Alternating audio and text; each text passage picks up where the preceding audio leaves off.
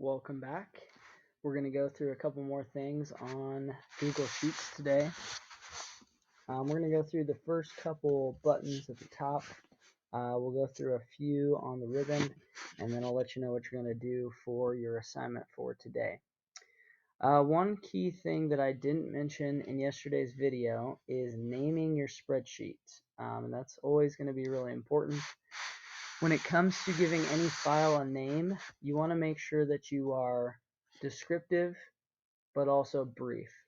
So make sure that you are explaining exactly what your file is, but you also don't want to describe it like in a huge sentence. So you want to make it brief but also descriptive so that it is easy for you to locate that file in the future.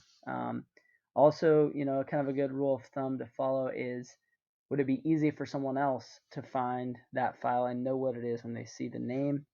That's usually a pretty good indicator that your name is descriptive and would work well. Okay, so something also that's a benefit of using the Google programs is that they do save automatically. So if we kind of check right here, you can see the last time it's saved, or it'll kind of tell you right here last time you made an edit. And so don't get out of the habit of saving and like we would in Microsoft, where you save to a particular location and you navigate through all that. But that is a nice feature that Google provides, is that automatic saving. So we're going to go ahead and look at the File tab here today. Okay, in here you see many buttons that you might see in Microsoft. For example, New and Open. So I could start a new spreadsheet or even go into a different program that Google has to offer. Or I can open other files that I may have on my Google Drive. So Google Drive is going to be the location to find any files that you've worked on in the past or saved. Okay, this one right here is one that can benefit you a lot when we're back at school or even from home, as teachers are sending you worksheets on any Google platform.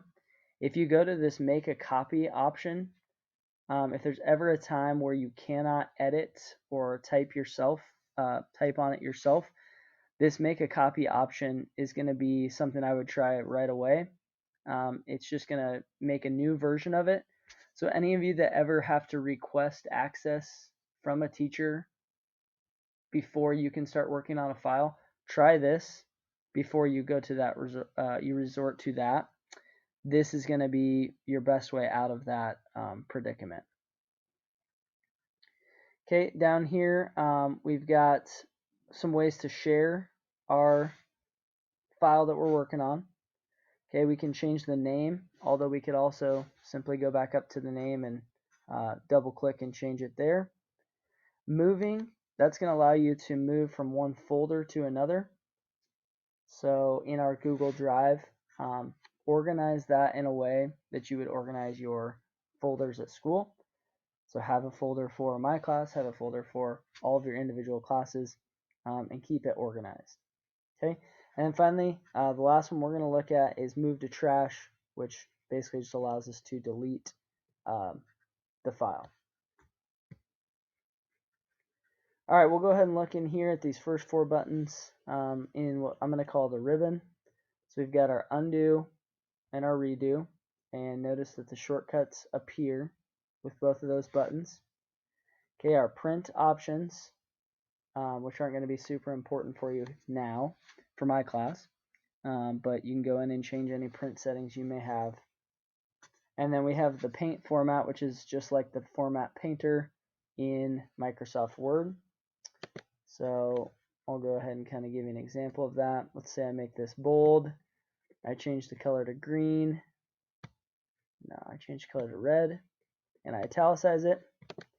Okay, if that's 3 different changes, if I don't want to apply those changes every single time to each cell, I can click on the cell, turn on my format painter, and click on another cell, and it should take on the exact same formatting as that cell. All right, for your assignment today, it's not going to be too crazy. I want you to recreate a spreadsheet that looks like mine.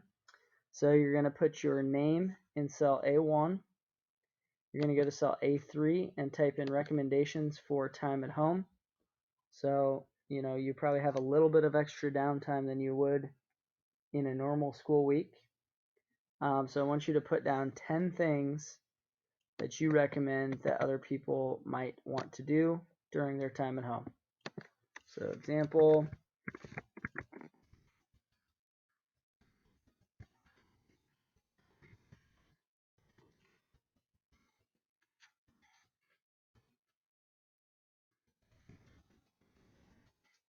all right, and you're going to go through and put 10.